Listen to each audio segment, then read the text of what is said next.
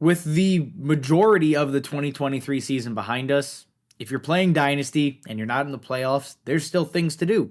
So let's look at players to stash ahead of the 2024 offseason. Now, these players may be available in your leagues, but a lot of them are going to be like cheap trade targets or guys to add as throw-ins in bigger deals. Ultimately, we're looking for those deep end of bench plays that may or may not turn into anything next year. But ultimately, as of today, there's a path forward, and that's what we care about, right? We're just trying to maximize our end of bench players. So getting into it, the first guy on the list, it is Chase Brown. Now, Chase Brown is not widely available. He was drafted in most rookie leagues, and after being injured to start the season, is finally starting to come on at the end of the year here. He has become the clear-cut RB2, playing a career-high 30% of snaps in Week 14, and he's looked damn good while he's been on the field, right? A couple of explosive plays, consistent on the ground in his first outing. Is he better than Joe Mixon?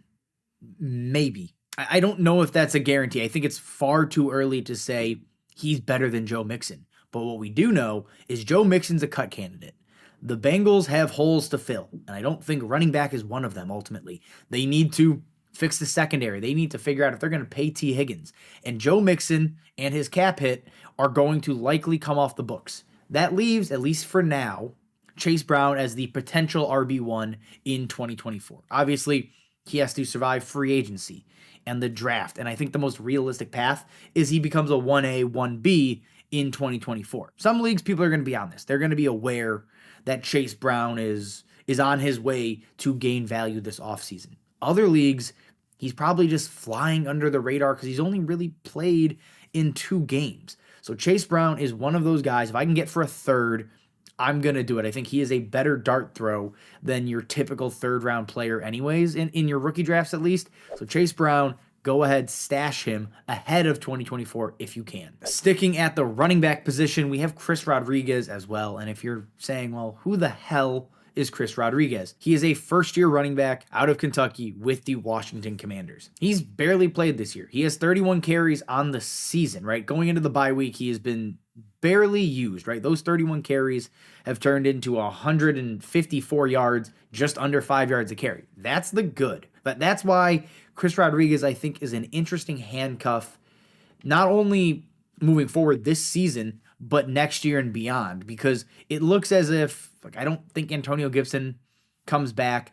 Ron Rivera is going to get fired, which means a new coaching staff comes in, and they're going to have no allegiance to Brian Robinson, not like Ron Rivera has at least. He's a player that you need to keep an eye on. He's available in roughly 50% of leagues. He is widely out there and is probably sitting on your waiver wire and is a guy you can get for free, right? Not like Chase Brown. You don't have to trade for Chris Rodriguez, and I'm probably not trading anything for Chris Rodriguez because he is the RB3 on a team right now and might not even be the RB2 next season. We're just trying to predict given what we have today. And we have 2 more running backs now. The third one is Zamir White, and the reason we care about Zamir White is obvious. Josh Jacobs is a free agent after this year. He is not going to be back in Las Vegas. I don't think he wants anything to do with Las Vegas. He also got hurt in Week 14. So Zamir White may be valuable, 1, this season, and 2, he might be valuable past this season, right, into 2024. We haven't seen a ton of Zamir White. He's been kind of touted as the Josh Jacobs handcuff now for 2 years. But Jacobs has been really damn healthy and basically played every single snap as a true workhorse. So we haven't seen a lot of Zamir White. Do I think Zamir White is great? No, straight up, I don't. I don't think he's going to be a superstar when he gets his opportunity. However, we're just looking for volume, right? Could he be Jerome Ford?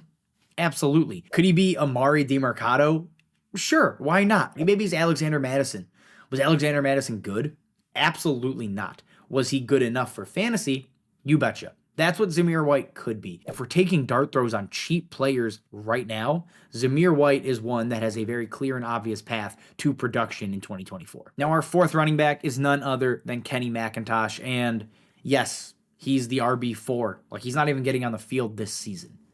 But ultimately, he could be or should be the RB3 next year. DJ Dallas is a free agent.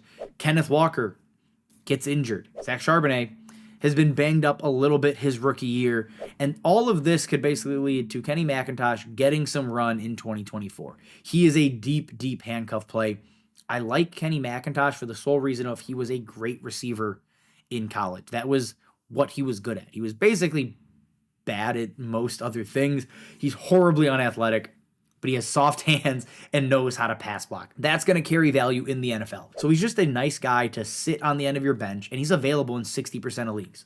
Not trading for him either. You should be able to just scoop him up, hold him, see if he holds on to the RB3 job through training camp of next year. And then he's just another handcuff in a mix of, 1,000 handcuffs when it comes to Dynasty. Now, our first wide receiver, player number 5 here, is somebody we talked about on last week's 5 moves to make, and I'm not moving off my stance. Dontayvion Wicks is a player I would love to have on basically every roster right now. He is starting to prove he might be one of the better wide receivers in Green Bay, and it's, a wide array of players. And I think Dontayvion Wicks may be the second or third best one, and that is enough to care considering Jordan Love has started to kind of pepper him with targets over the last few weeks here. Over the last 6 games, he has seen 4 or more targets in every single game. He only did that twice in the first 7 weeks of the season. So clearly they're starting to realize Dontayvion Wicks should be involved here. And I think a lot of it comes down to he's open pretty consistently. When it comes to man coverage, a 68% win rate. What you're looking for typically is a 70% win rate. So he's right on the threshold of being, a good or above average route runner. When it comes to zone, he's at 77%, again, above the average threshold that we are looking for. So really at 6'1", he's kind of becoming a do-it-all wide receiver for them. You want to give up a third, maybe a fourth, 2/4 or something like that for Wicks. I think that's fine. He's still flying under the radar. He's not a high-value add, but a player I would love to keep at the end of my rosters before the season ends. Sticking at the wide receiver position, we have Trey Palmer, Trey Palmer's widely owned at this point, and rightfully so. I think Trey Palmer has flashed enough for us to be interesting. He's not in that surefire tier of breakouts next year by any stretch of the imagination, right? Only 11% target share, only a 15% target rate, but you can kind of explain why those things have happened. He's working alongside Chris Godwin and Mike Evans. If you are the wide receiver 3 in an offense that isn't the best or the highest producing passing offense, it's going to be difficult to get your wide receiver 3 involved consistently. When Mike Evans leaves or potentially leaves next year, I think you see Trey Palmer's role expand. He can be used as a deep threat. He can be used all over the field and potentially find his way to wide receiver 3 production. If all it's going to cost me is 2/4, a fourth and a third, or something in that range of basically throwaway picks, I'm fine to do that for Trey Palmer. Now, to probably my favorite stash on this list, it is Jelani Woods, who has spent all season on IR. Hasn't played a snap. Hasn't even touched the field. I don't care. I loved Jelani Woods coming into this season before he landed on IR. So obviously I'm going to love Jelani Woods coming out of this season, heading into his 3rd season in the NFL. He was coming on strong at the end of 2022. We got to see nothing in 2023. The physical tools are there. When you look at Player Profiler, he grades out as the 10th most athletic tight end of all time. He has freakish levels of athleticism. That's all I care about at tight end. You don't typically see unathletic tight ends sustain success for a very long time. He's available in just under 50% of leagues.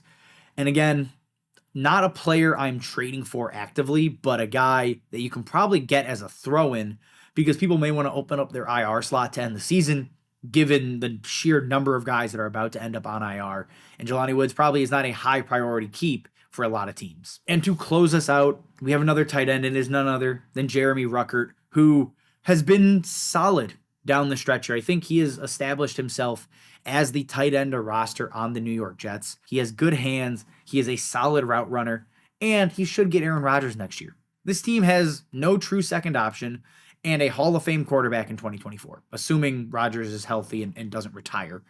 But that's the situation you're looking at for Jeremy Ruckert. Again, he 3+ targets in 4 straight games. He's starting to find his way in the NFL in year 2. To turn to year 3, he's another year older, probably another year more polished, potentially has the chance to earn Aaron Rodgers' trust over the offseason and in the preseason next year, and looks like he could be a touchdown-dependent back-end tight end one potentially.